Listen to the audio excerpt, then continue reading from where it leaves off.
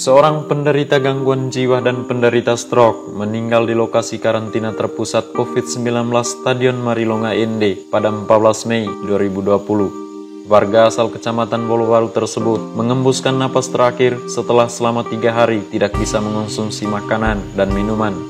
Selama berada di karantina terpusat Stadion Marilonga Ende sejak 27 April 2020, warga Malang tersebut diduga ditelantarkan oleh Dinas Sosial Kabupaten Ende. Ia berada di karantina terpusat hanya untuk sementara waktu setelah dievakuasi oleh Satpol PP dan kelompok Kasih Insanis dari Jalan Gatot Subroto Ende lantaran terkapar tak berdaya pada 27 April 2020 malam. Saat itu, ia diduga mengalami stroke. Sisi kanan tubuhnya lemah, tak bisa digerakkan. Setelah jeda sekitar 3 pekan sejak warga tersebut meninggal pada 14 Mei 2020, kini Bupati Ende Jafar Ahmad buka suara. Ia memberi respons terhadap kasus tersebut. Berikut petikan wawancara eksklusif Flores TV dan Flores Pos bersama Bupati Ende di ruang kerjanya pada Rabu 3 Juni 2020. Karena dia sakit stroke, apalagi selama ini gelandangan psikotik atau gangguan jiwa, yang kita harapkan itu memang dia dirawat. Tetapi dalam rentang waktu itu sekitar 2 minggu dia meninggal di sana. Oke. Ya gini, Pater, ya saya terima kasih banyak. Hal itu pun saya sudah rapat dan suruh pada saya. Bagaimana menyikapi hal-hal yang saya bilang anak terlantar semua di kepala negara. Itu undang-undang tuh. Undang-undang 45 lagi, bukan peraturan bawah lagi. Nah, setelah saya cek, saya minta masa open saja. Topoksi itu tidak nyambung di OPD saya. Saya tanya di sosial, saya tidak bisa Pak, karena saya hanya menyambung di kala mereka sudah selesai rehabilitasi. Siapa rawat? Saya bilang itu. Rumah sakit saya tidak punya itu. Kesehatan. Loh, di mana tempatnya? Akhirnya sepakat. Oke, saya rapat betul. Siapa tanggung jawab? Tidak ada. Saya tekan bidang kesehatan, kau bikin anggaran untuk hal-hal seperti itu. Jadi kemarin Pater begini-begini itu saya bingung. Nah, kenapa kemana perginya itu? Adik dinas sosial ada tempat, duit tidak ada. Angkat disiapkan. Ketopoksi tidak dipikir oleh teman-teman di daerah ini. Saya kejadian bisa cek, kesalahan dari awal. Kita tidak pernah merencanakan itu. Maka tahun depan saya panggil bagian kesejahteraan, kalau di sana tidak mau, kau urus. Persoalannya kan mesti ada anggaran dulu. Kita mau antar ke orangnya, kita mau rawat ini. Baca mudah-mudahan setelah peristiwa itu ada hikmah juga. Saya kebingungan semua. Sehingga pada waktu itu ini, sehingga kemarin saya panggil sekda, ayo ke depan. Nah, saya ingin ke depan kita harus punya rumah itu. Rumah-rumah untuk penampungan orang-orang itu. Tapi Pemda tidak bisa urus. Kenapa? Ruwet Indonesia mungkin bangun, silakan lembaga sosial yang bantu mengurus ini. Ayo kita cari tanah, kita bangun. Bukan untuk ini saja. Agak keluar, punya cita-cita, diolah oleh satu yayasan yang bagus. Kira-kira begitu anunya. Ini kan dia sakit, Bapak. Betul. Semua orang oke, dia menggelandang dan kita bilang tidak sakit itu mustahil. Ya, yang kedua itu terkapar itu memang sisi sebelah tubuhnya itu sisi kanan saya kira tidak bisa bergerak. Itu kan stroke. Lalu kalau bilang OPD mengatakan bukan saya punya, itu juga untuk saya itu, untuk kami itu saya setuju. mustahil. Saya setuju itu. Tempat saya setuju. Saya Bupati tidak mungkin. Ini kan persoalan rutinitas. Persoalan tidak perlu kita bicarakan, tidak perlu kita diskusikan. Kenapa anak-anak terlantar, ya orang fakir miskin dipelihara oleh negara? Itu intinya. Mestinya ini mungkin kesalahan Bupati juga tidak cek barangkali.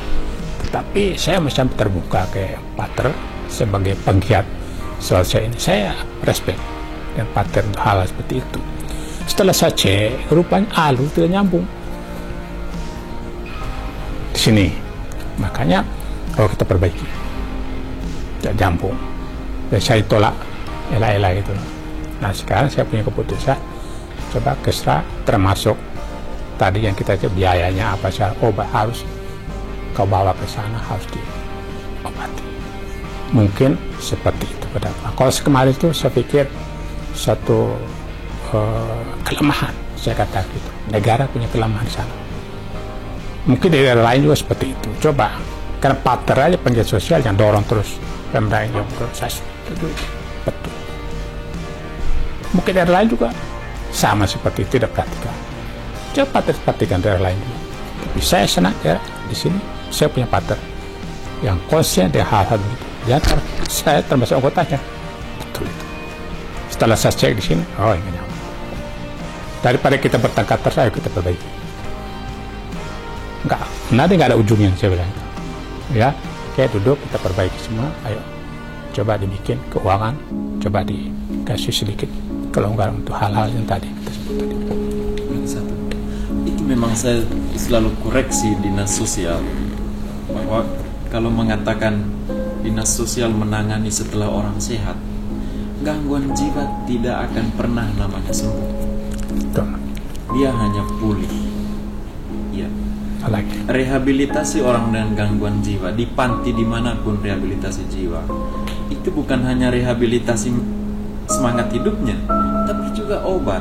Itu berarti medis dengan sosial dia jalan bersama. Jadi memang pemulihan untuk penderita gangguan jiwa dia dari berbagai aspek. Ya. Tidak hanya satu, dan itu bersamaan. Tidak bisa sembuh dulu baru kita nanti. Itu yang keliru mereka sana. Mestinya di rumah sakit harus juga menyiapkan dokter jiwa juga ada. Nah itu yang mau saya perbaiki nih. Ada dokter, walaupun 1 bulan sekali harus ada dokter berkunjung ke sini. Bila perlu adakan terus, sehingga kita punya dulu sama saya kecil tuh ada orang-orang gila ditampung di rumah sakit dulu. Saya kecil, rumah sakit ini itu ada rumah sakit di Kerangkeng di situ. Bawah itu ada. Sekarang kok makin tidak ada. Saya bingung kenapa rumah sakit tanggung jawab. Kita tampung materialistis. Saya bilang itu orientasi duit. Untuk hasil, bamba income, pendapatan, PAD, urus itu aja kita. Ini harus kita kembalikan ke masalah-masalah sosial. Mungkin rumah sakit bikin satu tempat untuk mereka. Nah, ini harus kita kembalikan.